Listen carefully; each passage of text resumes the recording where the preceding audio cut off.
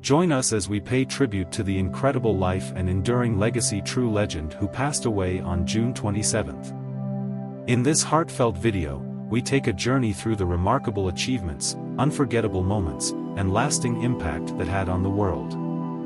Joseph Walter Jackson was born on July 26, 1928, in Fountain Hill, Arkansas.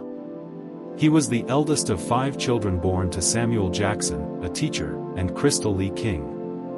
His childhood was marked by strict parenting and a lack of emotional warmth, which he later mirrored in his own parenting style. When Joe was 12, his parents separated, and he moved to Oakland, California, with his father, while his mother relocated to East Chicago, Indiana. In the early 1950s, Joe Jackson briefly pursued a career in music, performing with his younger brother Luther in a blues band called the Falcons. However, his musical aspirations were short-lived, and he soon took up a job as a crane operator to support his growing family. Joe married Catherine Scruggs in 1949, and together they had 10 children. Joe discovered his son's musical talents in the mid-1960s and formed the Jackson 5, consisting of his sons Jackie, Tito, Jermaine, Marlon, and Michael. Joe managed the group with an iron fist, pushing them to achieve perfection through rigorous rehearsals and strict discipline. The Jackson 5 signed with Motown Records in 1968 and quickly rose to fame with hits like I Want You Back and ABC. Joe Jackson's management style was both a blessing and a curse for his children. While his strict discipline and relentless drive propelled the Jackson 5 to international stardom, it also led to allegations of physical and emotional abuse. Michael Jackson, in particular, spoke about the harsh treatment he endured, including whippings and name-calling. Despite this, Michael acknowledged that his father's discipline played a significant role in his success. As his children grew older, many of them sought to distance themselves from Joe's control. Michael and Janet Jackson, in particular, achieved tremendous success as solo artists. Despite the strained relationships, Joe remained a significant figure in the music industry. In 2011, he was inducted into the Arkansas Black Hall of Fame, and in 2014, he accepted a Lifetime Achievement Award on behalf of his late son Michael at the Rhythm and Blues Music Hall of Fame. Joe's personal life was also marked by controversy.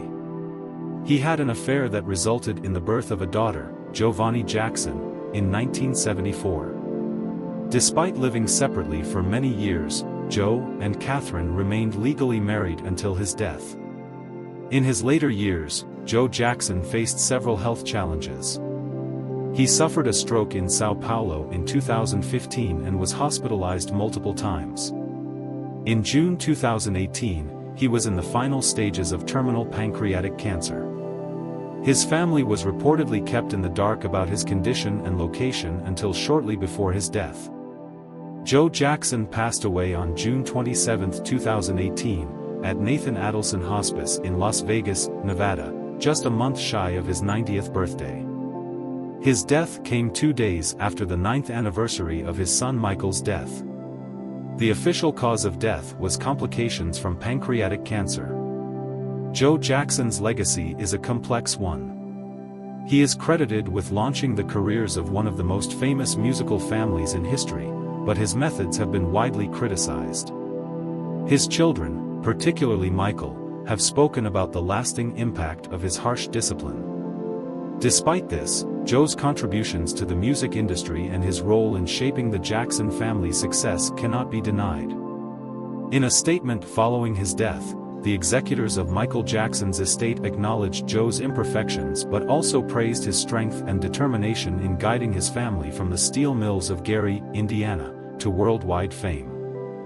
Joseph Smith Jr. was born on December 23, 1805, in Sharon, Vermont, to Joseph Smith Sr. and Lucy Mack Smith. He was the 5th of 11 children in a family that faced significant financial hardships. The Smith family moved frequently, seeking better opportunities, which led them to New York by 1816. Despite limited formal education, Joseph was taught to read and write by his parents. In 1820, at the age of 14, Joseph Smith reported experiencing a vision in which God the Father and Jesus Christ appeared to him, instructing him that all existing churches were wrong and that he should join none of them. This event, known as the First Vision, is considered the foundational event of the Latter-day Saint movement. In 1823, Joseph claimed that an angel named Moroni visited him and revealed the location of golden plates containing the history of ancient American civilizations. After 4 years of annual visits to the site, Joseph was allowed to retrieve the plates in 1827. He translated the plates into what is now known as the Book of Mormon, which was published in 1830. On April 6, 1830, Joseph Smith formally organized the Church of Jesus Christ of Latter-day Saints, LDS Church, in Fayette, New York. The church quickly grew, attracting converts from various regions. Smith's leadership was marked by his claims of receiving continuous revelations, which he documented and which became part of the church's doctrine. The early years of the church were fraught with opposition and persecution. In 1831, Smith and his followers moved to Kirtland, Ohio, where they established a strong community and built their first temple. However, financial difficulties and internal dissent led to the collapse of the Kirtland Safety Society, a church-run bank, causing many members to lose faith in Smith's leadership. In 1838, the church relocated to Far West, Missouri, but faced violent opposition from local residents. The conflict, known as the Missouri Mormon War, resulted in the issuance of an extermination order by Governor Lilburn Boggs, forcing the Mormons to flee to Illinois. In 1839, Smith and his followers settled in Commerce, Illinois, which they renamed Nauvoo.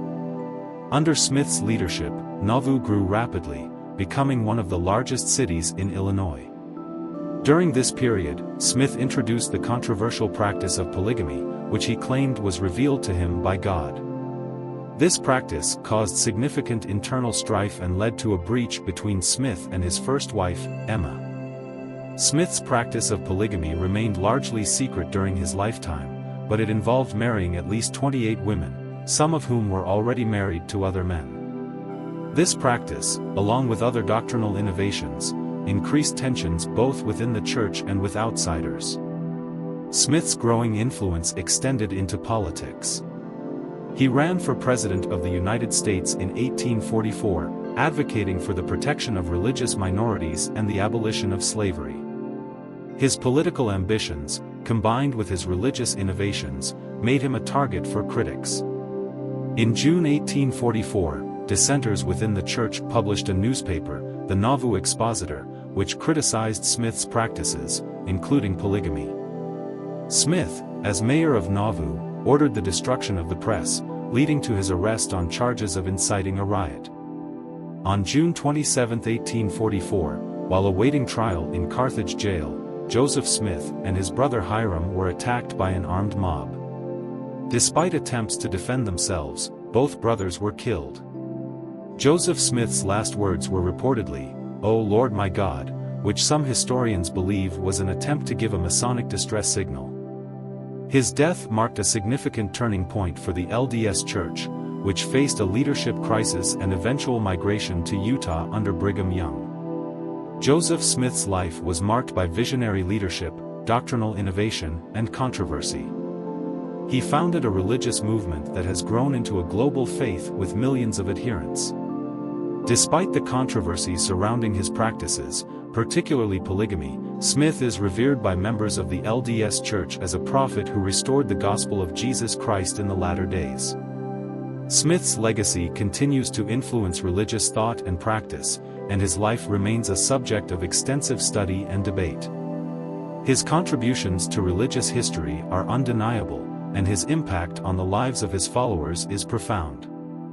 John Euler Lemon, known to the world as Jack Lemmon, was born on February 8, 1925, in an elevator at Newton Wellesley Hospital in Newton, Massachusetts. He was the only child of Mildred Burgess LaRue and John Euler Lemon Jr., who was the vice president of sales at the Donut Corporation of America. Raised in a Catholic family of Irish heritage, Lemon's early life was marked by a blend of affluence and cultural richness. Lemon attended Phillips Academy in Andover, Massachusetts, graduating in 1943, and then went on to Harvard University, where he was president of the Hasty Pudding Club, an organization known for its annual satirical reviews. His passion for acting blossomed during his college years, setting the stage for a remarkable career in entertainment. During World War II, Lemmon served in the U.S. Navy, an experience that instilled in him a sense of discipline and resilience. After the war, he returned to Harvard and graduated in 1947. He then moved to New York City to pursue acting, initially finding work in radio and television. Lemmon's first significant break came with his film debut in 1954, starring opposite Judy Holliday in It Should Happen to You and PHFFFT. His natural talent for both comedy and drama quickly became evident, earning him recognition in Hollywood. Lemmon's career took off in the late 1950s and 1960s with a series of iconic roles. He starred in Billy Wilder's Some Like It Hot, alongside Tony Curtis and Marilyn Monroe, a film that remains one of the greatest comedies of all time. His portrayal of Jerry/Daphne showcased his impeccable comedic timing and versatility. In 1960, Lemmon starred in another Wilder classic, The Apartment, playing C.C. Baxter, a role that earned him his first Academy Award for Best Actor. The film's blend of humor and pathos highlighted Lemmon's ability to portray the everyman caught in extraordinary circumstances. Throughout the 1960s and 1970s, Lemmon continued to deliver memorable performances. He starred in Days of Wine and Roses, a harrowing portrayal of alcoholism that earned him critical acclaim. In The Odd Couple, he played the neurotic Felix Unger opposite Walter Matthau's slovenly Oscar Madison, a partnership that would become one of the most beloved duos in film history. Lemmon's versatility was further demonstrated in films like Save the Tiger, for which he won his second Academy Award, and The China Syndrome, a gripping drama about a nuclear plant disaster. His ability to seamlessly transition between comedy and drama made him a unique and enduring figure in Hollywood. In the 1980s and 1990s, Lemmon continued to work prolifically, starring in films such as Missing, Glengarry Glen Ross, and the Grumpy Old Men series with Matthau. His performances remained consistently strong, earning him numerous accolades, including 6 Golden Globe Awards and 2 Primetime Emmy Awards. Lemmon's final years were marked by a quieter but still active presence in the industry. He continued to act in both film and television, leaving a lasting impact on audiences and fellow actors alike. Lemmon was married twice, first to actress Cynthia Stone, with whom he had a son, Chris Lemmon, who also became an actor. After their divorce, he married actress Felicia Farr in 1962, and they had a daughter, Courtney Lemmon. In the late 1990s, Lemmon was diagnosed with colon cancer, which later metastasized to his bladder. He kept his illness private, continuing to work and maintain his public persona. On June 27, 2001, Jack Lemmon passed away at the age of 76 in Los Angeles, California, due to complications from his cancer. He was interred at Westwood Village Memorial Park Cemetery in Westwood, California, near his friend and frequent co-star, Walter Matthau, who had died almost exactly a year earlier.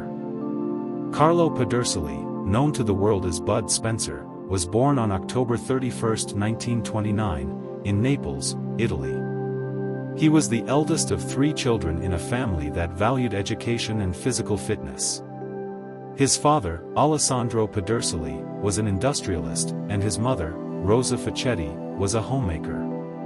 The family moved to Rome when Carlo was young, where he attended high school and later studied chemistry at the University of Rome. Spencer's early life was marked by his athletic prowess. He became the first Italian to swim the 100-meter freestyle in under 1 minute and competed in the 1952 Helsinki and 1956 Melbourne Olympic Games. He also played water polo for the Italian national team, showcasing his versatility and dedication to sports. In the late 1950s, Spencer's life took a dramatic turn when he decided to leave his athletic career behind and pursue acting. His imposing physique and charismatic presence made him a natural fit for the film industry. He adopted the stage name Bud Spencer in 1967, combining his favorite beer, Budweiser, with the name of his favorite actor, Spencer Tracy.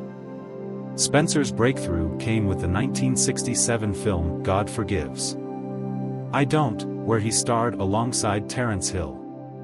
This marked the beginning of a legendary partnership that would see the duo appear in 18 films together, becoming icons of the spaghetti western and action comedy genres. Their chemistry and comedic timing endeared them to audiences worldwide, particularly in Europe and South America. Bud Spencer's filmography is extensive, with notable films including They Call Me Trinity, Trinity Is Still My Name, Watch Out, We're Mad, and Crime Busters. His roles often portrayed him as the lovable, tough giant with a heart of gold, a persona that resonated deeply with fans. Spencer's ability to blend humor with action made his films unique. He was known for his distinctive fighting style, often ending brawls with a hammer-like blow to the top of his opponent's head. This signature move became a hallmark of his on-screen persona. Despite his on-screen toughness, Spencer was known for his gentle and kind nature off-screen. He married Maria Amato in 1960, and they had 3 children, Giuseppe, Cristiana, and Diamante. Spencer was a devoted family man, often involving his children in his projects and maintaining a close-knit family life. In addition to acting, Spencer was a licensed commercial pilot and an accomplished musician. He composed and performed music for several of his films, showcasing his multifaceted talents.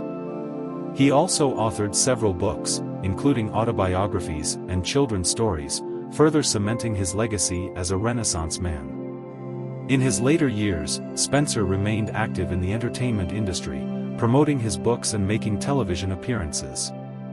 He maintained a strong presence on social media, particularly on Facebook, where he engaged with fans and shared insights into his life. Spencer's contributions to cinema were recognized with numerous awards, including the David D. Donatello Special Award and the America Award from the Italy-USA Foundation. In 2017, a larger-than-life bronze statue of Spencer was unveiled in Budapest, Hungary, a testament to his enduring popularity and impact on global cinema. As Spencer aged, he faced various health challenges, but he remained active and engaged with his fans. On June 27, 2016, Bud Spencer passed away peacefully at the age of 86 in Rome, surrounded by his family. His son, Giuseppe Pedersoli, stated that his father's last word was "Grazie," reflecting his gratitude and grace even in his final moments. Spencer's death was met with an outpouring of tributes from fans and colleagues worldwide. Italian Prime Minister Matteo Renzi and Hollywood star Russell Crowe were among those who paid homage to the beloved actor. Spencer was buried at the Campo Verano Cemetery in Rome, where his legacy continues to be celebrated by fans and admirers. Bobby Dwayne Womack was born on March 4, 1944, in Cleveland, Ohio. He was the third of 5 brothers in a family deeply rooted in gospel music. His father, Friendly Womack, was a steelworker who also sang gospel, and he encouraged his sons to pursue music from a young age. By the age of 10, Bobby and his brothers formed a gospel group called the Womack Brothers, performing in local churches and gaining a reputation for their harmonious sound. The Womack brothers caught the attention of Sam Cooke, a legendary soul singer who became their mentor. Cooke signed them to his SAR Records label and encouraged them to transition from gospel to secular music. Under Cooke's guidance, the group changed their name to the Valentinos and released hits like "Lookin' for a Love" and "It's All Over Now," the latter of which was famously covered by the Rolling Stones, becoming their first UK #1 single. After Cooke's tragic death in 1964, Womack faced personal and professional turmoil.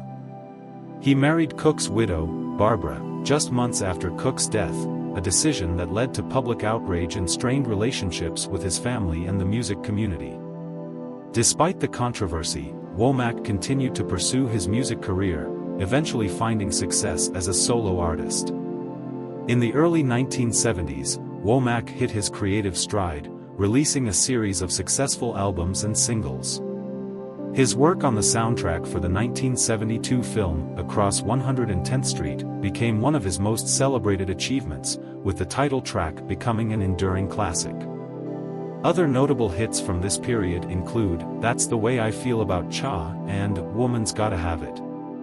Womack's personal life was marked by a series of tragedies and struggles. In 1974, his brother Harry Womack was fatally stabbed by his girlfriend in a jealous rage, a loss that deeply affected Bobby. He also faced the devastating loss of his infant son, Truth, who died at just 4 months old. These personal tragedies, combined with the pressures of fame, led Womack to struggle with drug addiction. Throughout his life, Womack battled numerous health issues, including diabetes, pneumonia, and colon cancer. In 2012, he was diagnosed with colon cancer but was declared cancer-free later that year. However, his health challenges continued, and he was later diagnosed with Alzheimer's disease, which affected his memory and ability to perform. Despite these setbacks, Womack remained active in the music industry. He released his final album, The Bravest Man in the Universe, in 2012, which received critical acclaim and showcased his enduring talent and resilience. The album was produced by Damon Albarn and Richard Russell, and it marked a significant comeback for Womack, introducing his music to a new generation of fans. Bobby Womack passed away on June 27, 2014, at the age of 70. The cause of death was not officially announced, but it was known that he had been battling cancer, Alzheimer's disease, and other health issues. His death marked the end of a remarkable career that spanned 7 decades and left an indelible mark on the world of soul and R&B music. Womack's contributions to music were recognized with numerous accolades, including his induction into the Rock and Roll Hall of Fame in 2009. His distinctive voice, soulful guitar playing, and heartfelt songwriting earned him a place among the greatest musicians of his time. Hermann Buell was born on September 21, 1924, in Innsbruck, Austria, the youngest of 4 children in a family that faced significant hardships. His mother passed away when he was young, leading to years spent in an orphanage. Despite these early challenges, Buell developed a passion for the mountains, which became a central part of his life. As a teenager, he joined the Deutscher Alpenverein in Innsbruck and began climbing the Austrian Alps, quickly mastering climbs up to Category 6. Buell's early climbing experiences were marked by his determination and resilience. Despite being considered sickly and oversensitive as a child, he pushed himself to excel in the physically demanding sport of mountaineering. His early climbs in the Alps laid the foundation for his future achievements and helped him develop the extraordinary physical and mental stamina that would define his career. Hermann Buell's most famous achievement came in 1953 with the first ascent of Nanga Parbat, one of the most challenging peaks in the Himalayas. On July 3, 1953, after an 18-hour solo climb, Buell reached the summit without the use of supplemental oxygen, a feat that was unprecedented at the time. He survived a solitary night just below the summit by swallowing stimulant pills to stay awake, demonstrating his remarkable endurance and mental fortitude. This ascent was not only a personal triumph but also a significant milestone in the history of mountaineering. Buell's success on Nanga Parbat established him as one of the greatest climbers of his generation and showcased the potential of alpine-style climbing in the Himalayas, which emphasized speed, minimal equipment, and self-reliance. In 1957, Buell continued to push the boundaries of high-altitude climbing with the first ascent of Broad Peak, an 8,051-meter peak in the Karakoram Range.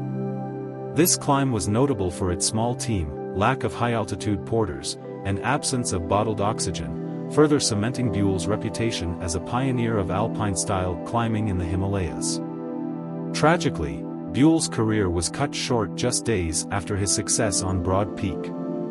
On June 27, 1957, while attempting to climb Kogalisa, a 7,654-meter peak in the Karakoram, Buell fell to his death when a cornice broke beneath him. His body was never recovered, and he was only 32 years old at the time of his death. Hermann Buell's contributions to mountaineering were profound and far-reaching. His innovative approach to high-altitude climbing, characterized by speed, minimalism, and self-reliance, influenced generations of climbers and reshaped the strategies used in Himalayan expeditions. Buell's achievements on Nanga Parbat and Broad Peak remain legendary, and his name is synonymous with courage, determination, and the spirit of adventure. Buell's life and career were marked by a relentless pursuit of excellence and a willingness to push the limits of human endurance. His ability to overcome personal and physical challenges to achieve greatness in the mountains serves as an inspiration to climbers and adventurers around the world. Despite his intense focus on climbing, Buell was known for his gentle and introspective nature. He was deeply affected by the loss of his mother and the hardships of his early life, which fueled his drive to succeed in the mountains. Buell's personal writings and reflections reveal a man who was not only a fearless climber but also a thoughtful and philosophical individual. Jacob Tyler Thurston, known by his stage name Hella Sketchy, was born on January 11, 2001, in Manila, Philippines. He was raised in a creative and supportive family, with his father, Eric Thurston, being a filmmaker and his mother, Judy Thurston, a wellness coach. The family later moved to the United States, where Jacob spent his formative years in Los Angeles, California, and later in Peoria, Arizona. From a young age, Jacob exhibited signs of advanced intelligence and creativity. His early education was marked by his exceptional reading abilities, and he often served as a teacher's assistant due to his advanced skills. This intellectual curiosity extended into his passion for music, where he began experimenting with production and songwriting. Jacob adopted the moniker Hella Sketchy and began uploading his music to SoundCloud, a platform known for launching the careers of many young artists. His breakout track, Spent a Check, released in 2017, quickly went viral, garnering significant attention on both SoundCloud and YouTube. This success led to collaborations with notable artists such as TK47, Lil Tracy, and PNB Rock. Hella Sketchy's unique blend of hip-hop, trap, and emo rap resonated with a growing fan base. By 2018, he was recognized by Hot New Hip Hop as one of the top 10 rappers on SoundCloud, and he eventually signed with Atlantic Records. His debut album, Hella Sketchy, was released in early 2019, showcasing his talent and potential as a rising star in the music industry. Despite his professional success, Jacob faced significant personal challenges. He was open about his struggles with depression, mental illness, and substance abuse, using his platform to raise awareness and advocate for mental health. His candidness about these issues resonated with many of his fans, who found solace and understanding in his music. Jacob's father, Eric, often spoke about the importance of addressing mental health and substance abuse without judgment or stigma. The Thurston family was vocal about the need for open conversations regarding these issues, emphasizing the impact of the opioid epidemic on young lives. On June 13, 2019, Jacob was found unresponsive in his room from an apparent drug overdose. He was rushed to the hospital and placed in a medically induced coma. Despite the medical team's efforts, Jacob remained in a coma for 14 days. His father, Eric, shared updates on social media, asking for prayers and support during this difficult time.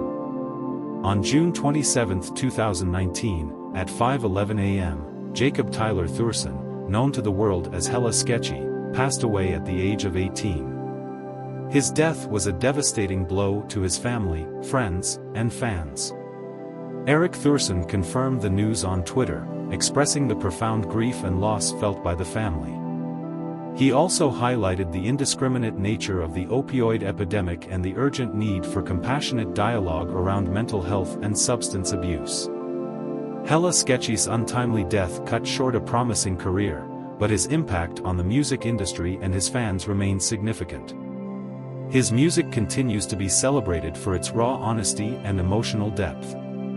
Tracks like Spent a Check and What Happened serve as enduring reminders of his talent and potential. In the wake of his passing, the Thurston family has continued to advocate for mental health awareness and substance abuse prevention. They emphasize the importance of addressing these issues openly and without stigma, hoping to prevent other families from experiencing similar tragedies. Jacob's legacy lives on through his music and the conversations he helped to start. His story is a poignant reminder of the challenges faced by many young artists and the importance of providing support and understanding to those struggling with mental health and addiction. Rolf Ake Michael Nyqvist, known professionally as Michael Nyqvist, was born on November 8, 1960, in Stockholm, Sweden. His early life was marked by a sense of displacement and search for identity. Born to a Swedish mother and an Italian father, Nyqvist was placed in an orphanage shortly after birth and was adopted by a Swedish couple when he was over a year old. His adoptive father was a lawyer, and his adoptive mother was a writer. Nyqvist learned about his adoption at the age of 6, a revelation that profoundly impacted him. It wasn't until he had his first child that he decided to seek out his biological parents, a journey he later described in his autobiographical novel, Just After Dreaming. At 17, Nyqvist spent his senior year of high school as an exchange student in Omaha, Nebraska, where he took his first acting class and played a small part in the school's production of Death of a Salesman by Arthur Miller. This experience ignited his passion for acting. Upon returning to Sweden, he pursued formal training at the School of Drama in Malmö, one of the country's most prestigious acting schools. Nyqvist's early career was marked by roles in Swedish television and film. He gained recognition for his role as police officer John Bank in the Martin Beck TV series, 1997 to 1998. His breakthrough came with the 2000 film Together, directed by Lukas Moodysson, which earned him his first Guldbagge Award nomination, Sweden's equivalent of the Oscars. Nyqvist's international breakthrough came with his portrayal of investigative journalist Mikael Blomkvist in the original Swedish film adaptations of Stieg Larsson's Millennium Trilogy, starting with The Girl with the Dragon Tattoo, 2009. His performance, alongside Noomi Rapace as Lisbeth Salander, received widespread acclaim and brought him global recognition. Following the success of the Millennium Trilogy, Nyqvist transitioned to Hollywood, where he played notable roles such as the villain Kurt Hendricks in Mission Impossible, Ghost Protocol, and Viggo Tarasov in John Wick. His ability to portray complex characters with depth and nuance made him a sought-after actor in both European and American cinema. Nyqvist married Katharina Ehrnruth, a Finnish scenographer, and the couple had 2 children, Ellen and Arthur. Despite his demanding career, Nyqvist was known for his dedication to his family and his efforts to balance his professional and personal life. In 2017, Nyqvist's career and life were tragically cut short when he was diagnosed with lung cancer. Despite his illness, he continued to work on several projects, demonstrating his unwavering commitment to his craft.